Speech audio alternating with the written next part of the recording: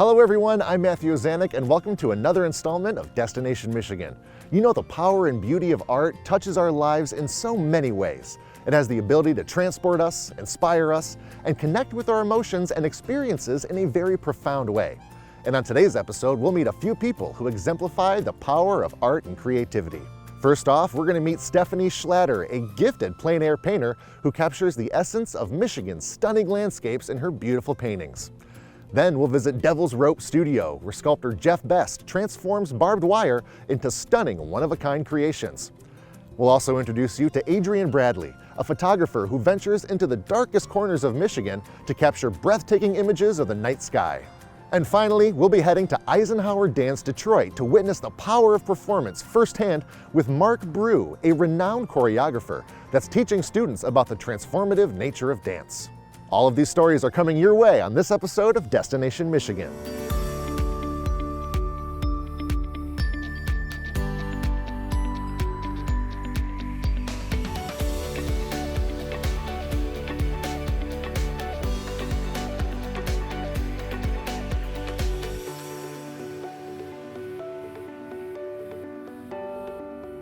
Michigan's natural splendor is truly awe-inspiring. From the majestic meeting of the horizon and the water to the vibrant pops of color found in the fields and the forests. The lush landscape of the Great Lakes State has captured the heart of one artist who finds herself being swept away by the beauty of nature with each stroke of her paintbrush. Stephanie Mills now introduces us to Stephanie Schlatter. I think places are like people. As someone who's traveled extensively abroad since I was able to afford my first plane ticket, I've resonated with places.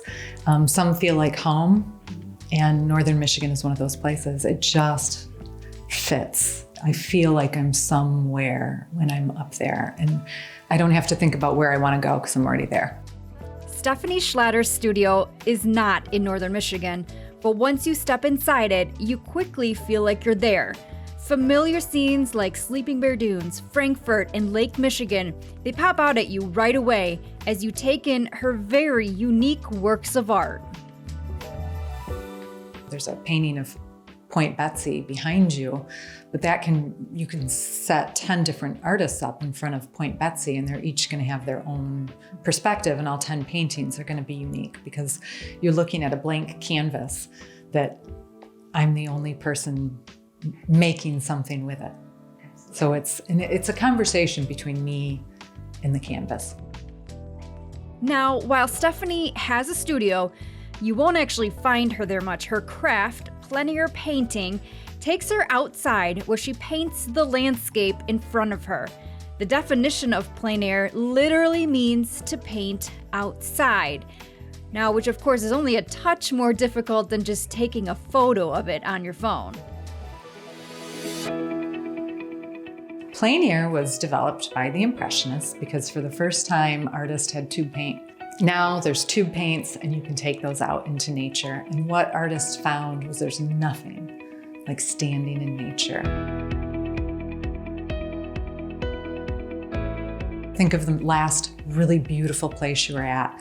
Now imagine you got to stand there for 2 hours and interact with it through a canvas. So it's really about the lifestyle, but it's also about that as artists, our eyes develop before our skill does. Plein air painting helps your skill develop because a photograph can never be what nature is. Shadows are the most obvious example. A shadow in a photograph looks black.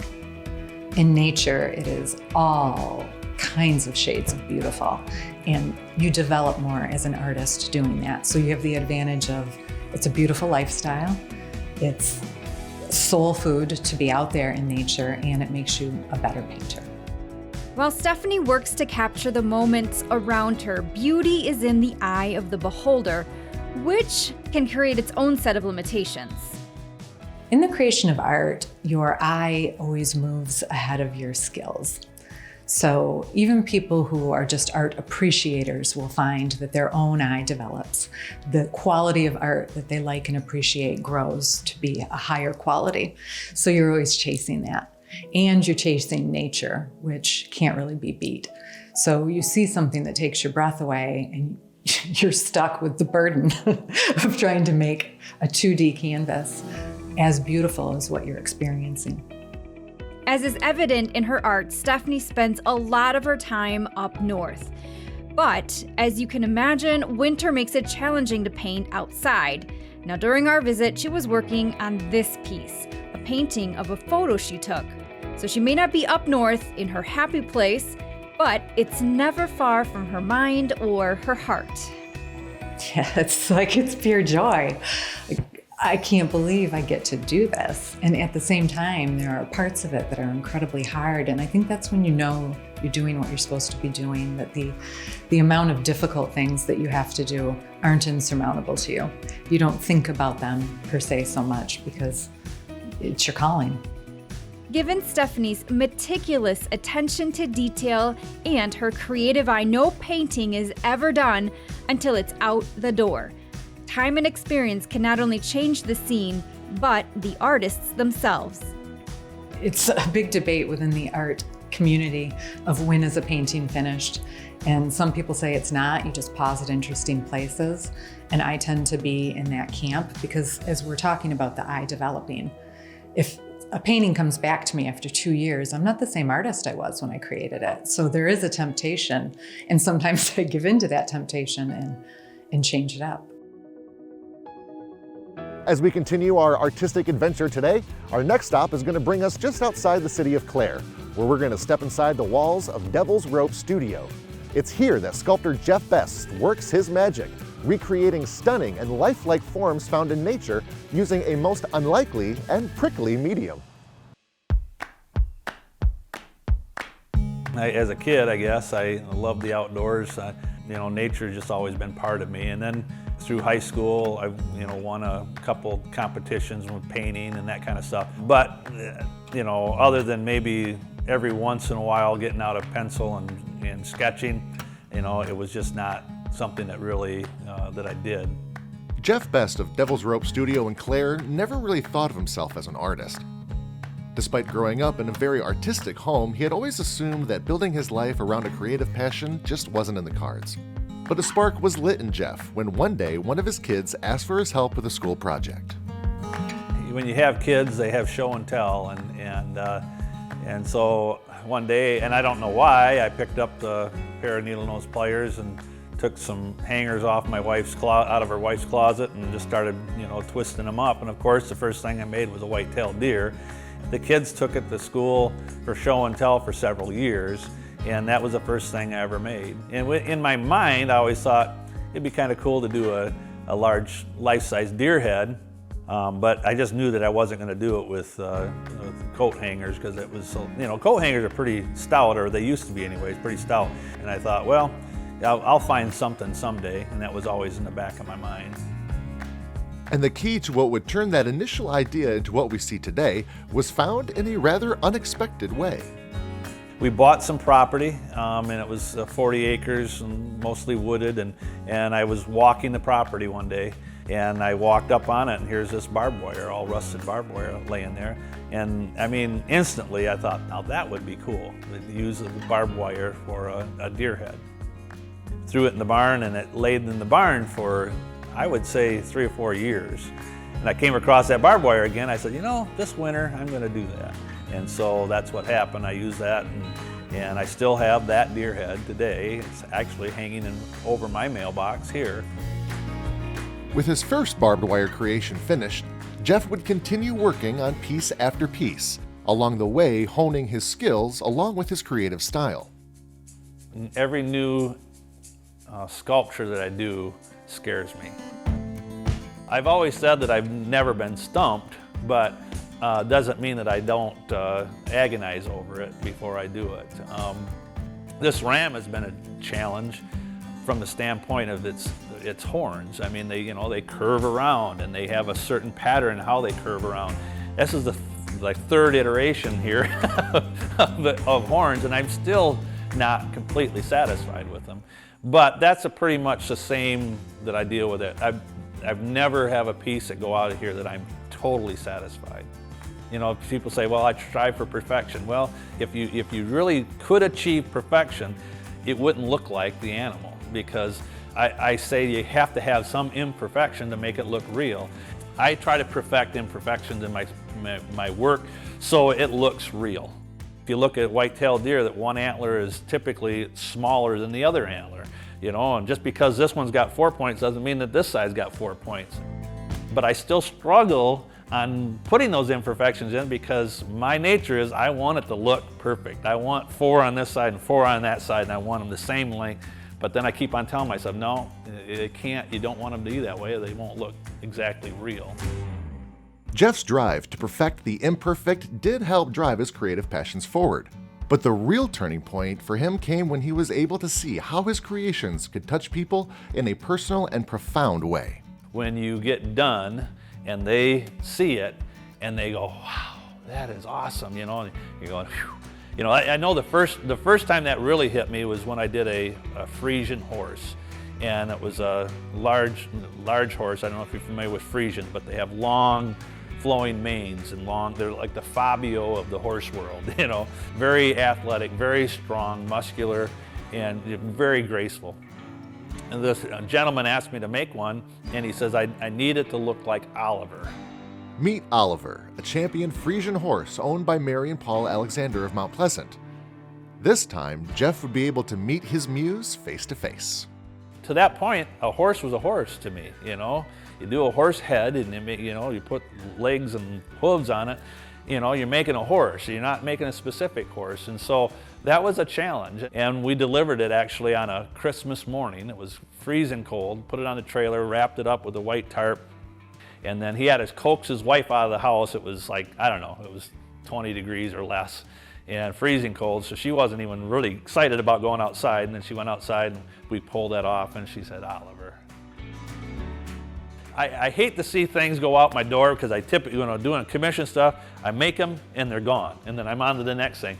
On the other side, if I know where they're going and where they're going to be so I can maybe drive by them, that always helps a lot for me when they end up in some really cool places. For me, that's been the legacy of what I've done, and when I'm gone, that stuff will still be there. It's really important to me.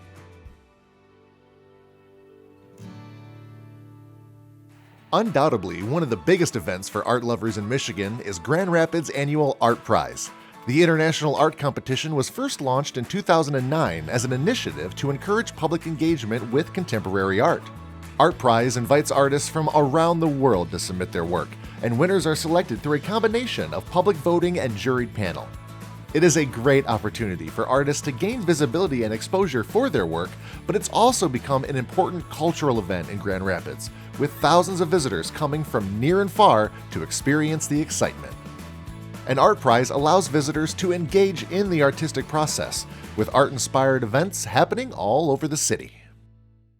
Here on Destination Michigan, we know a thing or two about how cameras work and understand the importance of light in creating stunning images. While most photographers wait for the perfect light to capture their shots, nightscape photographer Adrian Bradley prefers the complete opposite. He seeks out the darkest skies possible, where light pollution is at a minimum, in order to create his breathtaking compositions. I'm Adrian, an amateur astronomer and nightscape photographer. Look at a starry night sky and it just stops you. It's just one of those like, wow. Almost like when you see the night sky, it stops you. Adrian remembers looking up in awe at the age of 7 and falling in love with the stars. A few years later, he caught a glimpse of the Milky Way on a clear night, and his attraction was renewed.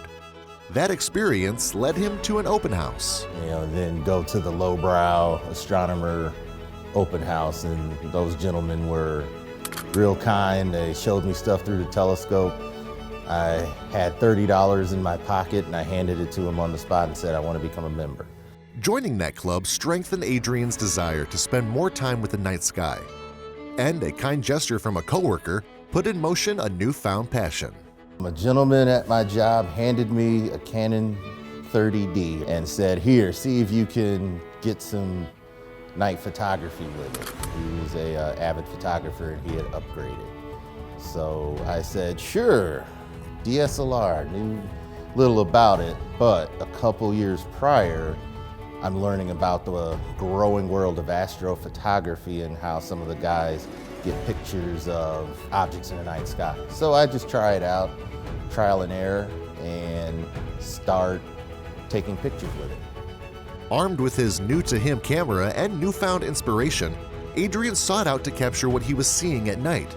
And as his talent grew, so did his need to update his camera technology. This little thing, this little tracker, so what this does is it turns ever so slightly and it follows the night sky. It cancels out the Earth's rotation. If you're going to do a composite photo and get a long enough image for all of this starlight to come in, this tracker keeps those stars nice and round. It follows the sky because the sky does move.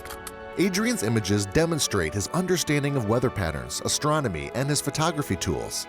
Though his real talents are knowing how to pick the right spot to capture a nightscape. His favorite location is the Dark Sky Lodge and Tavern in Port Austin. The uniqueness of this place really stems from the area that we're in, specifically the Port Crescent State Park behind us. Our property actually butts up right against acres of hiking trails. The recent designation of the Dark Sky Park makes this place spectacular, especially at night. What that designation means is that it leaves you plenty of room to observe the night sky, and there's no light pollution within X amount of miles. There are certain parameters that the park has to follow and the local area has to follow to make sure that the unobstructed view of the night sky remains. Generally get 2 or 3 days for your shot to line up if you want the Milky Way to be somewhere. The sky's not stationary. You can get up and say, I'm just going to take pictures of the sky tonight and not know what part of the sky is going to be visible. The whole thing rolls over, and something that was over here at 9 o'clock is now way over here at 1 or 2 in the morning. So you come out and I want this to be here. You gotta plan to be there at the time it's gonna reach. I thought this would be a really good, indication of how dark it was at Dark Sky Lodge and Tavern. The compositional element was the Milky Way was pointing straight up and down here, so I have it running through in alignment with the sign. I try to make an image that reminds me of what I'm seeing. So the river's here, the Milky Way is this wispy thing that's over here, but I know that there's more there. And so I want to bring that out, and I want to bring all of the stars out, but I want the land to look the way that, if you stay there long enough, your eyes get adapted, you'd see all this stuff out there. Passion and dedication are traits that benefit Adrian and his work. He scouts and visualizes an image during the daytime hours, envisioning where the objects he intends to capture will line up, and conceptualizes his composition. Then he heads back out at nightfall to create his art. As one astronomer told me, your images make people want to go out and see the night sky for themselves. And if that's what my images do, that's as good a goal as any. It's not about, there's Adrian, the greatest imager that ever lived. Would I love to hear it? Yeah. If someone says, this image makes me want to go to Dark Sky Lodge and Tavern and see for myself how these skies look, that's a greater feeling. And for our final story today, we're going to change our gaze from the twinkling stars in the night sky to the bright lights of the stage. Performing artists are known for their creativity, vision, and the ability to share their experiences with an audience. Our last stop on this palette of artists takes us to Bloomfield Hills, home of Eisenhower Dance Detroit, where dancers are learning more than just technique. Eisenhower Dance Detroit is a professional contemporary dance company. Contemporary dance is a form of artistic expression. It's an abstract discipline that comes from the creative process. Being a repertory company, we bring in choreographers from all over. Every choreographer that I bring in, I feel like has a story to share. When I saw Marc's work, I didn't know who Marc was. It just happened to be that we were at a dance conference. When the curtain went down, I was just blown away how well crafted the work was. I was so moved by it. I just thought to myself, I have to have this choreographer work with my dancers. Now is a good time to introduce you to Marc Brew. But who is he? He is a dancer. He is a choreographer. and often he is not what people expect from those professional titles. I'm originally from Australia. I grew up in a very small village called Jerilderie in New South Wales. I started doing jazz ballet once a week at the local town hall, and I used to think it was like going to Fame. It was like the Fame school. So I had a very traditional training of classical ballet, contemporary dance, jazz, tap, and then I went to focus on classical ballet and contemporary dance. I then went to South Africa and joined Pact Ballet, which is the national dance company in South Africa. And while I was there, I was involved in a car crash, and I had a spinal cord injury at C6, C7, and I was told by the doctor I'd never walk again. Yeah, I'm sure, as you can imagine, being a dancer my whole life was my body, and being physical and being able to express myself through movement was my worst nightmare. But I want to dance. That feeling was still within me, that I wanted to be able to move and express myself. And I think that's when I realized I had to change my own perception around what a dancer was and what it meant to me to dance. And that's when I realized that dance was about expressing myself through movement. And I could still do that. It was just different. And I had to find different ways that what I was used to and the way that I was trained and brought up to look at the way that I could dance. But where to start? How do you reclaim the thing in your life that brings you happiness and joy and is your source of passion? I didn't know of other disabled dancers or other dancers who were using chairs at the time. I didn't have any role models, but it just so happened that two of my friends who I trained with were in America, in New York City, doing class at American Ballet Theatre. And this woman had wheeled in her wheelchair, and her name was Kitty Lunn. And they pretty much jumped on her and said, "Oh, our friend's just had an accident. He needs to know that he can continue to dance." And I think for me that was the starting point of looking at that there are opportunities out there, or that I could make opportunities, that there was someone similar to me, that I wasn't alone, because I thought I was alone. And Marc certainly hasn't been alone. Immersed in the collaborative process, Marc is deeply invested in the creative exchange with the dancers he works with. Working with Eisenhower Dance Detroit, it's been an amazing experience. They're very open and curious, which I love. And there's a real respect and a wonderful exchange that's happening every day between us. And it really does feel like we're building this work together. I'm really hoping that this space is bigger than Eisenhower Dance Detroit and is more about other artists finding their voice here as well. Artistic people, creative people want to be around other creative people. I just feel like there's this connection that we feel like we need to be together. To me, dance is a vehicle to help make an impact on humanity. I feel like Marc takes it to another level, and the way he sees and the way he interacts with the dancers. He's a really special person. Inside and out, he has a sixth sense. He sees dance in a way that I think choreographers with able bodies don't have. And to me, that was the real message, that I want to open our doors to everyone. I want everybody in our space to share their artistic expression, whatever that is. Even with Marc's successes, he's aware that he's going to be changing people's perspectives on and off the stage. When I first acquired my disability, it's interesting how people judged me and made their own decisions, judgment, based on visually seeing me. And now what they saw was not Marc Brew as a person, as a human.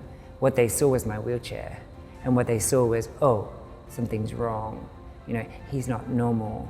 And then when I say to them, oh, I'm a dancer, I'm a choreographer, it's amazing in the beginning, the sort of faces I would get, and I could tell straight away, they would just look at me and go like, oh, the poor guy, he thinks he's a dancer. Oh, isn't that nice? And I think that's where, for me, I've been able to hopefully have an effect and hopefully change people's perceptions around their own thoughts and ideas about what a dancer is through my work, is through my practice, is from seeing me perform or seeing other people perform or witnessing and experiencing the work that I make with other dancers. And I hope that will influence in their own minds, and to then be open to possibilities as they interact with other people.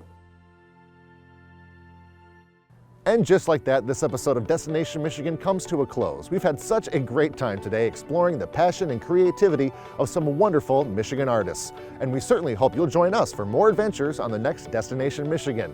But for now, from everyone here, thank you so much for watching, and we'll catch you next time.